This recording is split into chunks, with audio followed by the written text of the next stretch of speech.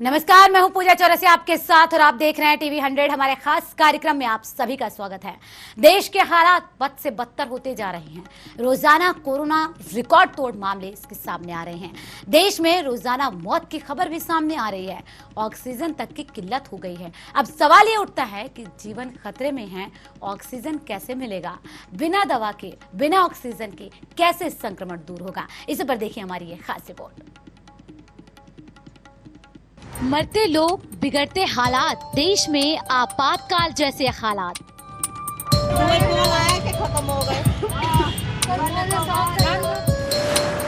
अस्पतालों में दवाई नहीं ढिलाई है, तभी जान पर आई है।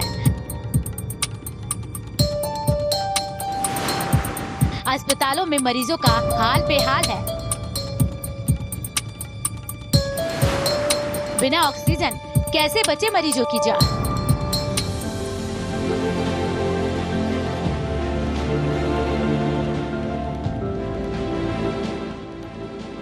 ये तस्वीर हम आपको डराने नहीं बल्कि उस सच्चाई से रूबरू कराने के लिए दिखा रहे हैं कि अब भी वक्त है, संभल जाइए। आज हम आपको आंकड़े नहीं, सच्चाई दिखाएंगे। क्यों यहाँ के कमाल से क्यों यहाँ पे करते हैं? मत भेजे ना, क्या जान दे दे? चल रही है कोरोना का आंकड़ा आपको डरा सकता है, लेकिन ये सच्चाई शायद उन लापरवाह लोगों के लिए एक लक्ष्मण रेखा खींच दे जो ये मान कर बैठे हैं कि उन्हें कोरोना नहीं होगा। सबसे पहले आपको नोएडा के कैलाश हॉस्पिटल की सीएमओ का ये बयान सुनाते हैं। उसके बाद आपको बताते हैं कि आखिर अस्पतालों में स्थिति क्या है। देखिए, हमारे पास इस टाइम करीब 450 मरीज हैं जो एडमिट है। हमने अपने आप को स्ट्रेच किया, बेड बढ़ाए, दवाइयाँ मंगाई, अपने डॉक्टरों को हम डबल ड्यूटी करा रहे हैं। पूरी रात से हम लगे हुए आज ऑक्सीजन के पीछे। अब हमारे पास करीब 7-8 घंटे की है। मतलब सुबह 6 बजे से हम सब, सारी मैनेजमेंट, हमारी रिसेप्शन, हमारे मेंटेनेंस टीम फोन पे हैं। हमारे पूरे ग्रुप हॉस्पिटल्स में हमें ऑक्सीजन की जरूरत है, क्योंकि ऑक्सीजन के बगैर हमने सब जगह एडमिशन भी स्टॉप कर दी है। हम नया पेशेंट ले ही नहीं रहे, क्योंकि जो हमारे पास है कम से कम उसके लायक तो हमारे पास ऑक्सीजन है। हमारे इस नोएडा हॉस्पिटल में मुश्किल से 4-5 घंटे की ऑक्सीजन बची है।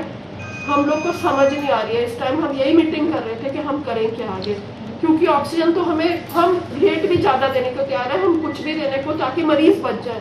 इस टाइम हमारे लिए सबसे इम्पोर्टेंट चीज है हमारे मरीज की जान, क्योंकि वो आपका, मेरा, किसी का भी रिश्तेदार हो सकता है। मैं भी हो सकती हूँ, आप भी हो सकते हैं। इस टाइम मरीजों से ऊपर हमारे लिए कुछ भी नहीं है। किसी तरीके से अगर आप लोग भी कुछ हमें हेल्प कर सके, कोई भी कर सके, हमें ऑक्सीजन की बहुत ज्यादा जरूरत है। सीएमओ का बयान सुनकर आपको समझ आ गया होगा कि कोरोना की रफ्तार बेलगाम है और लोगों के हाथ बेहाल। ऐसे में बदलते परिवेश में हमने अपने आप को कितना बदला, ये समझना बेहद जरूरी है। इस समय हम मौजूद है एक कोविड हॉस्पिटल पर। आपको वो तस्वीरें दिखा दें। ये 4 हॉस्पिटल है। यहाँ पर लगभग 40 बेड हैं और यहाँ पर उन लोगों का इलाज भी कराया जा रहा है जो कहीं ना कहीं कोविड से ग्रसित है। और अगर ऑक्सीजन की बात करें तो देखिए, लोगों का साफ तौर पर कहना है कि यहाँ आगरा शहर में, चाहे वो सरकारी हॉस्पिटल हो चाहे निजी हॉस्पिटल हो, ऑक्सीजन की कमी बड़ी मात्रा में दिखाई दे रही है। लोगों को ऑक्सीजन नहीं मिल पा रही है, लोगों को बेड नहीं मिल पा रहा है, लोगों को इलाज नहीं मिल पा रहा है। कहीं ना कहीं जो सिस्टम है वो वास्तव में वेंटिलेटर पर आ चुका है और लोग त्राहिमाम कर रहे हैं। लेकिन यहाँ का जिला प्रशासन अभी भी कहीं ना कहीं मूक दर्शक बना हुआ है। अगर बात करें तो हालात आज के इतने खराब हो चुके हैं कि कई हॉस्पिटलों में यहाँ ऑक्सीजन नहीं पहुँच पा रही है। इसका जिम्मेदार कौन? आखिर आपातकाल जो स्थिति है, ऑक्सीजन की आपातकाल स्थिति, वो अब बन चुकी है। आखिर कब तक दूसरों को दोष देते रहेंगे? ये किसी एक की नहीं बल्कि पूरे देश की लड़ाई है। लेकर दौड़ती रही हूँ, हॉस्पिटल वाले नहीं दौड़े हैं, मैं दौड़ी हूँ। क्यों निकाल रहे हो यहाँ से? पैनल में हमारे पापा, ऐसा नहीं है फ्री में इलाज नहीं हो रहा। ये बताइए गवर्नमेंट क्या कर रही है? प्रॉपर सप्लाई कर रही है ऑक्सीजन। ऑक्सीजन की कमी, हॉस्पिटल में ऑक्सीजन की कमी। हम रोड पे ऑक्सीजन लाएंगे, कहाँ से लाए हम ऑक्सीजन? लेके जाइए कहाँ में? लखनऊ के चरक अस्पताल में भी ऑक्सीजन की कमी है, जिससे 40 मरीजों की जान खतरे में है। वहीं ऑक्सीजन न मिलने पर एक मरीज की मौत की सूचना है। वहीं नोएडा के कैलाश हॉस्पिटल में ऑक्सीजन महज कुछ घंटों का बचा है। नोएडा के सेक्टर 119 में एक निजी अस्पताल की डॉक्टर निधि त्रिपाठी का कहना है कि कोरोना से डरना नहीं है, सावधानी रखनी जरूरी है। सावधानी से ही कोरोना को खत्म करने की जरूरत है। 2 गज की दूरी और मास्क है जरूरी पर फोकस करने की अपील है। हमें सरकार की मदद से कोविड-19 के मरीजों का उपचार करने का परमिशन मिली है। हम पूर्ण एहतियात बरत रहे हैं। इसमें मरीजों का पूरा ध्यान रखकर और स्टाफ को भी मैंने इंस्ट्रक्शंस दिए हैं कि वो स्वयं का भी पूरा ध्यान रखें। और सभी स्टाफ मेरे पहले से ही पूर्ण वैक्सीनेटेड हैं। सबको पीपी किट वगैरह दी गई है। वार्ड में और आईसीयू और L2 लेवल पे मरीज हैं। कुल मिलाकर 30 से 35 मरीज भर्ती हैं, जिनका इलाज हो रहा है। और पूर्ण कोशिश है कि वो लोग पूर्ण स्वस्थ होकर अपने घर जाएं। ऐसे में हमें एक साथ मिलकर इस महामारी का सामना करना है, समझना है देश के हालात को और बदलना है अपने आप को। टीवी 100 भी आपसे अपील करता है कि आप भी घर से निकलने से पहले मास्क जरूर लगाएं और सोशल डिस्टेंसिंग का ध्यान रखें। दवाई भी कड़ाई भी के संदेश पर हमें आगे बढ़ना होगा। Bureau report, TV 100।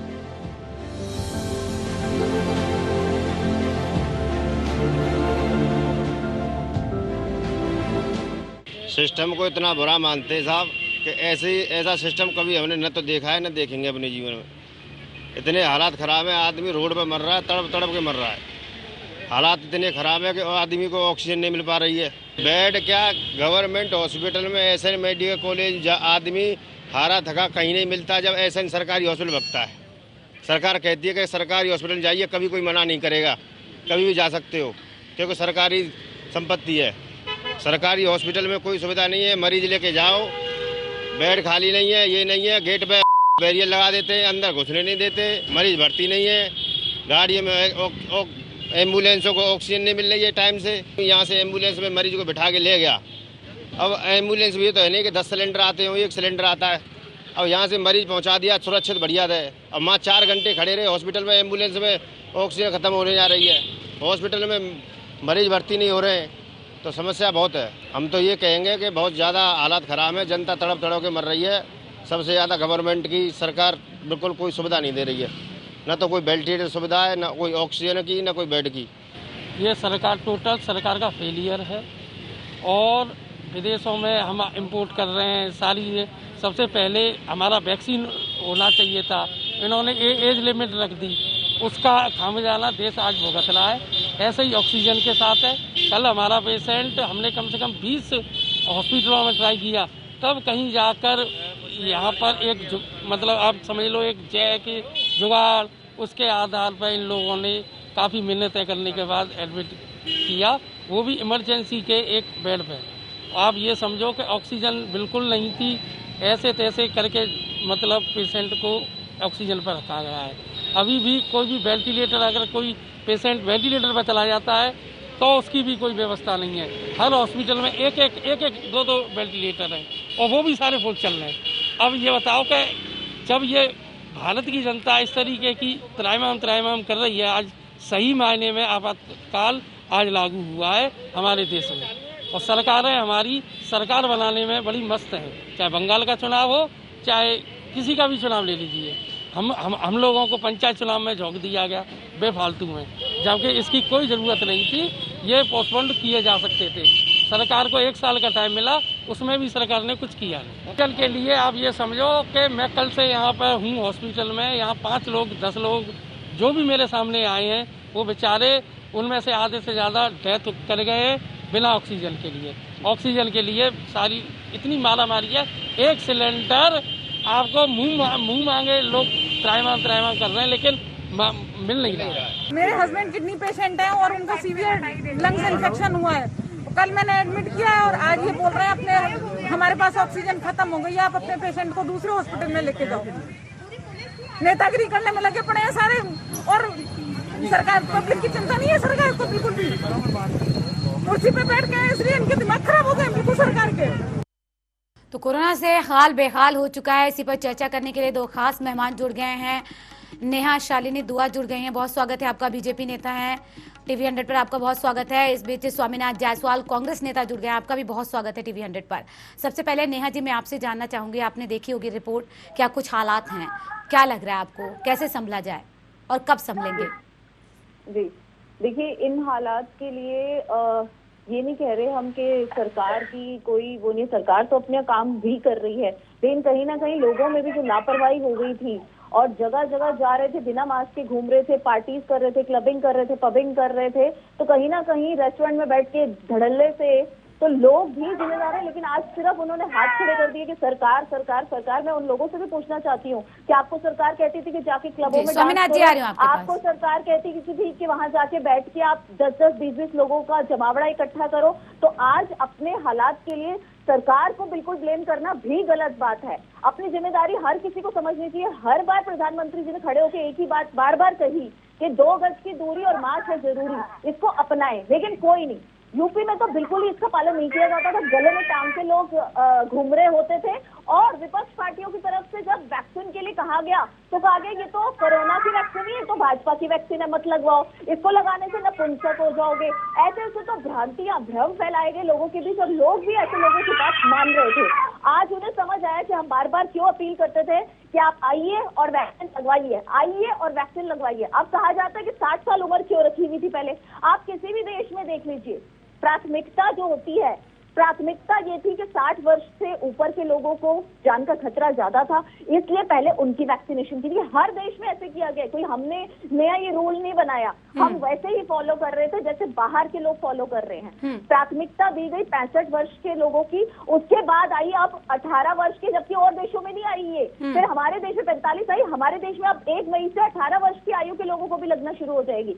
लेकिन इस वक्त विपक्ष पार्टियों ने जो पिछले 1 महीने में लोगों के अंदर भ्रम फैलाया कि इसको लगाने से ये अच्छी वैक्सीन नहीं है, इसको लगवाने से आप केंद्र में किसकी सरकार है, उत्तर प्रदेश में किसकी सरकार है, किसकी जिम्मेदारी है, तो ये सारी जिम्मेवारी, अच्छा विपक्ष की कोई जिम्मेवारी नहीं है। विपक्ष कुछ भी झूठ बोलता है और आपके चैनलों पे आके, सारे ऐसे चैनल्स पे बैठ के विपक्ष झूठ बोले और आप लोग या कोई भी चैनल, मैं तो ये कहूंगी कि क्यों ऐसी बातें फैलाने देते हैं कि जनता की भी जिम्मेवारी है, जनता को अपनी जिम्मेवारी भी समझनी चाहिए, सरकार को अपनी जिम्मेवारी समझनी चाहिए, लेकिन विपक्ष को भी अपनी जिम्मेवारी समझनी चाहिए, सबको अपनी जिम्मेवारी समझनी चाहिए, क्योंकि ये कोरोना काल है, ये कोई ऐसे ये वैश्विक महामारी है, पूरी दुनिया में इस वक्त है। तो यानी कि विपक्ष अपनी जिम्मेदारी समझे, जनता अपनी जिम्मेदारी समझे, लेकिन सरकार को कोई सरोकार नहीं है जनता से, आप ये कहना चाह रही हैं? अगर सरकार को नहीं होता तो यहाँ पर ऑक्सीजन, DRDO के 900 बेड्स के साथ वेंटिलेटर्स और ऑक्सीजन ना दी जाती, आर्मी हॉस्पिटल ने अपना T टर्मिनल 3 पे यहाँ बेस बना लिया है,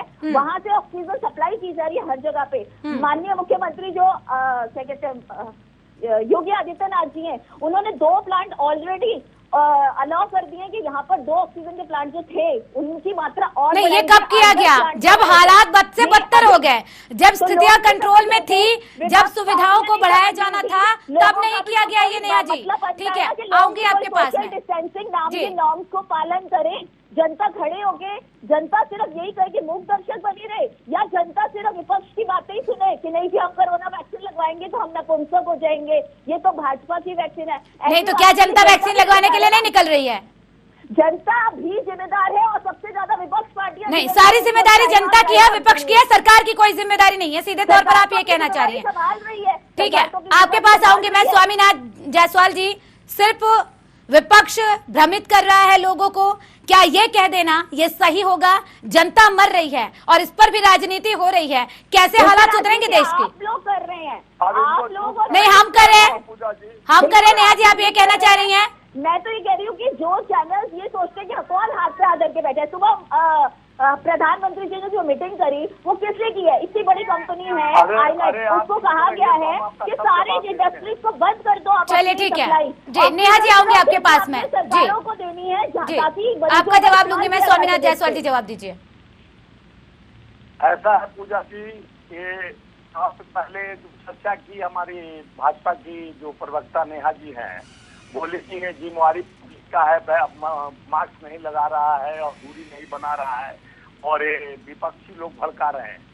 ये में चुनाव जीवी हमारे प्रधानमंत्री और जिस तरह से बंगाल और उसके बाद तमिलनाडु और चेन्नई और पेंडीचेरी और असम में चुनाव कराया गया, अभी भी जिस तरह से भीड़ लगाकर आम सभा रोड शो किया जा रहा है, तो वहाँ कहीं नागरिक है, भारत के नहीं है। रोड शो बैन हो चुके हैं सुप्रीम कोर्ट की तरफ से। पंचायत चुनाव के शायद आपको नहीं पता, मंडली तैयार कर रहा है, से कराया जा रहा है, तो ऐसा नहीं है। जहाँ चुनाव होता है, न हमारे अमित शाह देश के गृह मंत्री मास्क लगाते हैं, न हमारे देश के प्रधानमंत्री कभी अपने मुंह से बीच में मत बोलिए। एक मिनट नेहा जी, एक मिनट नेहा जी, नहीं आपकी तो कोई जिम्मेदारी नहीं है, आप तो सीधे सीधे अपनी जिम्मेदारी से मुंह मोड़ रही हैं। आपकी बात मैं पूरी सुनूंगी नेहा जी। स्वामीनाथ जायसवाल जी को अपनी बात पूरी करने दीजिए, आपके पास आऊंगी मैं। स्वामीनाथ जी, लेकिन बाकियों की भी जिम्मेदारी बनती है। बिल्कुल, सरकार की जितनी जिम्मेदारी है, जनता की भी उतनी जिम्मेदारी है और विपक्ष की भी उतनी जिम्मेदारी है। जिस तरह से अपने प्रदेश का हालत इस तरह बुरी तरह से देखते हुए इसके मद्देनजर लेकर कोई कार्यक्रम नहीं किए हमारे योगी आदित्यनाथ जी। बंगाल चुनाव में DRDO में 900 बेड जो है। नेहा जी स्वामीनाथ जायसवाल जी की बात पूरी होने दीजिए, आपके पास आऊंगी मैं जी। अभी ऑक्सीजन मामले में सुनवाई करते हैं, दिल्ली हाई कोर्ट ने केंद्र सरकार को कहा भीख मांगो, उधार मांगो, चोरी करो, ऑक्सीजन खत्म होने से पहले उन्हें मिलना चाहिए। बिल्कुल, क्योंकि देश की जनता मर रही है, उसे मरता हुआ नहीं छोड़ सकते ना। राजनीति की बात कर रही, हम राजनीति की बात नहीं कर रहे हैं। जिस तरह से ये लोग दो तरफा दो मुंह से बोलते हैं, एक तरफ चुनाव कराने के लिए जनता को भाड़ में जाए, जनता मस्त रहे भाजपा और मस्त रहे सरकार। जिस तरह से कांग्रेस जुटाया जा रहा है, दो गज दूरी बंगाल में कांग्रेस ने कोई प्रचार नहीं किया, कोई भीड़ नहीं लगाई। नेहा जी कोई रैलियां नहीं करी। आप बताइए ना, यहाँ बैठ के राजनीति कर रहे हैं तो इस पे भी थोड़ी सी नजर लोगों की आकर्षित कीजिए। क्या आप लोग नेहा जी भारतीय जनता पार्टी के लोग हैं, विपक्ष नहीं, आप लोगों ने क्या किया बंगाल में? आप लोगों ने रैलियां नहीं करी। नेहा जी देखिए, सुनना होगा ना, अगर आपकी बात पूरी हो गई है, उनकी बात भी सुन लेते, उसके बाद आपके पास मैं लौटूंगी, आप भी अपनी बात रखिएगा जी। स्वामीनाथ देखिए, इमरजेंसी जैसा हालत हो गया है। बिल्कुल। और सुप्रीम कोर्ट ने भी 4 बिंदुओं पर कोर्ट से मांगा नेशनल प्लान, जानिए और उन्हें हाल क्या है। ये भी आप सुनिए होगी, 4 बिंदु पर बात करने के लिए सुप्रीम कोर्ट ने आदेश दिया है।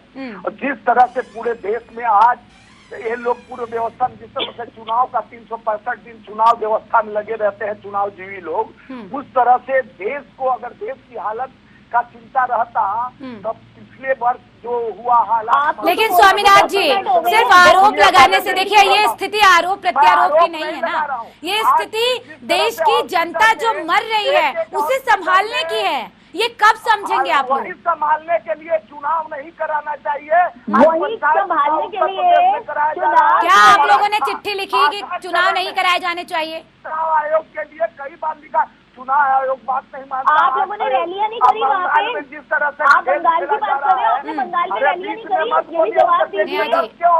नेहा जी आपने इन्होंने बंगाल में रैलियां नहीं करी, पहले ये तो बता दें। बिल्कुल जवाब लेंगे स्वामीनाथ जी। देखिए, जब आप बीजेपी पर यह आरोप लगाते हैं कि आपने रैलियां की, जब ये आरोप लगाया जाता है तो फिर दूसरी उंगली आपकी तरफ भी उठती है कि क्या आपने रैलियां नहीं की, या दूसरी पार्टियों ने रैलियां नहीं की। पूजा जी, हमारे ऐसी बात नहीं है, आप लोगों के अलायंस में, आप लोगों का अलायंस है ना वहाँ। एक एक करके देखिए, एक एक करके। नेहा जी आपके पास लौट रही हूँ मैं। आपातकालीन स्थिति तो ये सिर्फ कहना कि भाजपा ने रैलियां की है, भाजपा फिर कोरोना के नॉर्म्स को भी, कोरोना बिहेवियर को मद्देनजर रखते हुए रैलियां कर रही थी, और तब तक केस इतने बड़े हुए नहीं थे। जैसे ही अब केस बड़े हैं तो सुप्रीम कोर्ट के ऑर्डर के बाद, और इलेक्शन कमीशन ने भी कहा है कि अब छोटी छोटी सी प्रैक्टिस की जाएंगी। नहीं तो इलेक्शन कमीशन ने कहा, सुप्रीम कोर्ट ने कहा, तब सबक लिया जाना, ये कैसे सही समझा जाए?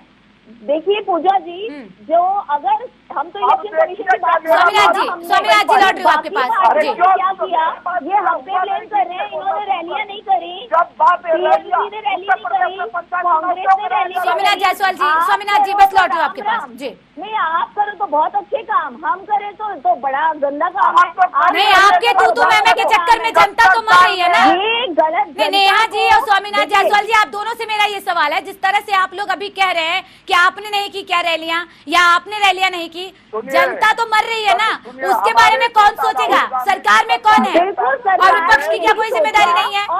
रैलियां रद्द कर दी गई है एक एक करके। स्वामीनाथ जायसवाल जी, मैं आपके पास आ रही हूँ। जब कह दिया गया कि रैलियां अब आगे नहीं होंगी, छोटी छोटी जनसभाएं की जाएंगी और कोरोना के बिहेवियर को फॉलो किया जाएगा, हर पार्टी करवाएगी, तो ये हमारी जिम्मेवारी बन जाती है। हमने वहाँ 6 करोड़ मास्क बांटे, 6 करोड़ सैनिटाइजर्स बांटे। अब हमारी जिम्मेवारी बनती है कि हमारी जो रैली है उसके जरिए हम जो छोटी छोटी सभाएं कर रहे हैं वहाँ पे कोरोना बिहेवियर को फॉलो करके, नॉर्म्स को फॉलो करके स्वामीनाथ जी कर सकते हैं जी। तो हम जो सभाएं कर रहे हैं, हम कोरोना बिहेवियर को फॉलो करके 500 लोगों की ही अलाउड हुआ है, परमिशन मिली है। बंगाल में आप कह रहे हैं कि कोविड एप्रोप्रिएट बिहेवियर किया गया है, बंगाल में किस तरह से चुनावी रैलियां हुई, क्या किसी से छिपी हैं वो नेहा जी?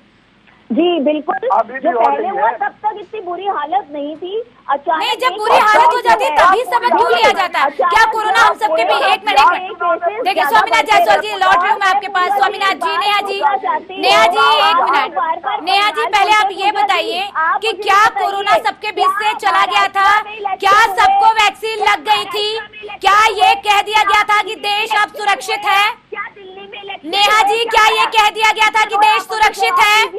लोग इतने मर रहे हैं और आप लोग इस तरह की राजनीति कर रहे हैं। पूजा जी बताइए तो सही, हमने दिल्ली में इलेक्शन करे हैं, क्या महाराष्ट्र में इलेक्शन हुए हैं? उससे ज्यादा केसेस वहाँ क्यों आए हैं? मैं यही तो कह रही हूँ कि आप कहिए कि महाराष्ट्र में केसेस आ रहे हैं, वो कहेंगे कि उत्तर प्रदेश में केसेस आ रहे हैं, लेकिन आप लोग कब एकजुट होकर, जब सहयोग की, जब जन समर्थन की बात आ रही है, कब आप लोग एकजुट होंगे? ये बहुत बड़ा सवाल बरकरार है। पूजा जी, देखिए, एकजुट होने के लिए हम लोग बार बार तैयार हैं, बार बार कहा जाता है। वो दिखाई दे रहा है कितनी एकजुटता है। आप कह रहे हैं कि महाराष्ट्र में देख लीजिए, वो कह रहे हैं पश्चिम बंगाल में देख लीजिए। अपोजिशन पार्टीज हैं वो ठीक है, नेहा जी लौटूंगी आपके पास में। ठीक है नेहा जी, स्वामीनाथ जी को सुनने दीजिए। स्वामीनाथ जी लगवाने से आप ठीक है, नेहा जी ठीक है, नेहा जी लौटूंगी आपके पास में। ठीक, स्वामीनाथ जी देखिए, नहीं स्वामीनाथ जी तो जैसे आप मेरा नाम लेते हो,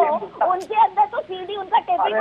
नेहा जी देखिए, ऐसे देखिए, चर्चा की मर्यादा को बनाइए प्लीज, मेरी आप दोनों से रिक्वेस्ट है। कर दोगे तो फिर ऐसे चैनल पे मत बिठाई करिए ना, जब भाजपा की आवाज ही आगे देनी है। नहीं, किसकी आवाज नहीं, किसकी आवाज दबाई गई है? नेहा जी ये बताइए, किसकी आवाज दबाई गई है? क्या आपको मौका नहीं दिया गया? आपका स्वामीनाथ जी है वो चिल्लाना शुरू हो जाते हैं, तो मेरे को भी सीखना पड़ता है ना उनको। नहीं, आप दोनों से मेरी रिक्वेस्ट है। देखिए, मैं आपसे बार बार कह रही हूँ कि जब नेहा जी की बारी आती है, नेहा जी आप बोलिए, स्वामीनाथ जी की बारी आती है, स्वामीनाथ जी आप बोलिए। जब आप दोनों एक बिहेवियर करेंगे तो फिर कैसे मर्यादा?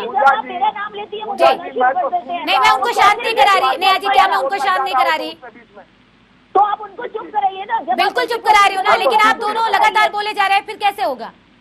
बिल्कुल इसीलिए क्योंकि वो बोली जा रहे थे, मेरी बारी। चले ठीक है, आप अपनी बात 10 सेकंड में कंप्लीट कीजिए, उसके बाद स्वामीनाथ जी आप अभी 10 सेकंड तक नहीं बोलेंगे। नेहा जी जी, मैं बार बार यही कहना चाहती हूँ कि जनता से कि सरकार ने, जहाँ सरकार से अगर चूक हुई है, सरकार उसकी भरपाई कर रही है। DRDO में जो लोग मर गए क्या वो वापस आ जाएंगे? बेड्स जो है उसका अरेंजमेंट कर दिया गया है, साथ ऑक्सीजन के नए प्लांट भी लगाने का ऑर्डर हो गया है और इसे मॉनिटर किया जा रहा है स्वयं प्रधानमंत्री जी द्वारा, जो सबसे बड़ी कंपनी है चलिए ठीक है। सारी मल्टीनेशनल। आपको कोई प्रॉब्लम है क्या?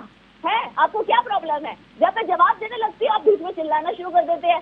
याद क्या जनता को सुनने नहीं देना चाहते कि हम लोग क्या फैसिलिटी दे रहे हैं। आइनॉक्स इतनी बड़ी ऑक्सीजन की कंपनी है जिसे प्रधानमंत्री जी ने साफ निर्देश दिए हैं कि पूरे देश। स्वामीनाथ जी एक मिनट, आ रही हूँ आपके पास में। को नहीं देनी है ऑक्सीजन, सिर्फ और सिर्फ कोविड पेशेंट्स को दी जाएगी। अगले 1 महीने तक, 20 दिन तक वही दी जाएगी। ये प्रधानमंत्री जी की तरफ से निर्देश दे दिए गए हैं। वेंटिलेटर्स खोल दिए गए हैं PM केयर फंड की तरफ से। ठीक है, आ गए हैं। ठीक है नेहा जी, ठीक है, आपके पास अब मैं आऊंगी। स्वामीनाथ जी से जवाब लेने दीजिए। स्वामीनाथ जी देखिए, पूजा जी एक दाम क्यों नहीं? आपकी आवाज ब्रेक हो रही है स्वामीनाथ जी। सुनिए जी, वैक्सीन का एक देश में एक ही वैक्सीन का 3 दाम लगाया जा रहा है। केंद्र ने जब 35,000 करोड़ वैक्सीन के लिए रखा है, करोड़ वैक्सीन में हम खर्चा करेंगे, वो बजट में लाया गया था। जरूरत हुई तो और आगे देने के लिए तैयार थे। तो ये राज्यों पर डाल दिया जा रहा है। अगर 154 रुपए का एक डोज मिलता है तो 35,000 करोड़ रुपया का हो जाएगा 234 करोड़ वैक्सीन डोज, और एक इसमें हम 2 डोज लगाएंगे तो 117 करोड़ आदमी को डोज लग सकता है वैक्सीन का। लेकिन यहाँ भी राजनीति किया जा रहा है। कौन कर रहा है राजनीति? कौन राजनीति कर रहा है? भ्रमित कौन कर रहा है वैक्सीन को लेकर? केंद्र की सरकार है। 600 रुपया में निजी अस्पताल को, 400 रुपया राज्यों को और 150 रुपया केंद्र सरकार के लिए दाम रखा जाएगा। एक कृषि दाम क्यों रखा जाएगा? और रही बात ऑक्सीजन की बात, तो आप देख रहे हैं पूरे उत्तर प्रदेश के लखनऊ से लेके लोग कैसे त्राहिमाम। इतना अगर व्यवस्था बढ़िया सुदृढ़ रहता तो लोग 8 घंटा लोग दे सके चलाने के लिए कर रहा है। अभी मैं बनारस मणिकर्णिका घाट पे हमारे मित्र की माँ मर गई थी, गया था, देखा क्या मंजर वहाँ पे है। तो काशी का गंगा जल्दी से जवाब पूरा कीजिए स्वामीनाथ जी, उसके बाद नेहा जी के पास मैं जाऊंगी। ये मेरा पूरा बात तो सुन लीजिए। जी जल्दी से। नहीं सुने जिस तरह से ये वैक्सीन की राजनीति हो रही है। वैक्सीन जब दबाव डाला गया तो 18 साल के ऊपर लोगों को करने का, तो उसका स्वागत है। हमारे देश के सारे लोग को वैक्सीन लेना जरूरी है। लेकिन जिस तरह से ये बिहार में चुनाव था तो भी कोरोना उस समय हमारा आपकी बात इतनी लंबी होती है कि 10 मिनट तक आपकी बात ही खत्म होती है। चलिए ठीक है, कहानियां सुनाते हैं। अरे पंचतंत्र की कहानियां। चलिए ठीक है स्वामीनाथ जायसवाल जी, चलिए ठीक है। नेहा जी 10 सेकंड आपके पास, आखिरी कमेंट, किस तरह से हालात बदलेंगे आने वाले दिनों में? मेरे लिए 10 सेकंड और 10 मैम समय की माफी चाहूंगी आपसे, थोड़ी सी कमी है समय की। जी नेहा जी, तो मैं ये कहना चाहूंगी, जो अभी कहा जा रहा है कि वैक्सीन के रेट पे मुझे ये समझ नहीं आती। जो भी राज्य हो, सिंपल सी बात है, केंद्र हर सरकारी अस्पताल में फ्री ऑफ कॉस्ट उन्होंने पहले ऐलान कर दिया कि दिया जा रहा है वैक्सीनेशन, आप जाइए और लगवाइए। अब प्राइवेट हॉस्पिटल को एक सीमा तय की जाती है कि वर्कलोड जो है सरकारी पे इतना ना हो जाए। कुछ लोग कहते हैं कि भाई हम पैसे दे सकते हैं, पैसे खर्च सकते हैं, हमें क्यों नहीं प्राइवेट हॉस्पिटल में भी प्रोवाइड करवाई जाती। ये इन्हीं की पार्टी के कई लोगों के द्वारा भी कहा गया। तो आज अगर जनता की बात को मद्देनजर रखते हुए कि हाँ सरकारी हॉस्पिटल से इतना वर्कलोड ना बढ़ जाए तो हम प्राइवेट में भी अलाउ कर देते हैं, तो इसमें क्या सरकार ने बुरा किया है? ये तो यही है ना कि जनता को ज्यादा से ज्यादा वैक्सीनेशन का जो है लाभ वो मिल सके, इसलिए प्राइवेट बिल्कुल, और लोग जल्द से जल्द वैक्सीनेशन सेंटर पर पहुंचे और वैक्सीन लगवाएं। टीवी 100 भी यही अपील करता है। चलिए बहुत शुक्रिया आप दोनों मेहमानों का चर्चा में शामिल होने के लिए। तो सवाल लगातार यही बरकरार है कि आखिर देश के हालात कब सुधरेंगे, कब ऑक्सीजन की आपूर्ति होगी। इसी के साथ हमारे खास कार्यक्रम में सिर्फ इतना ही। बने रहिए टीवी 100 के साथ। नमस्कार।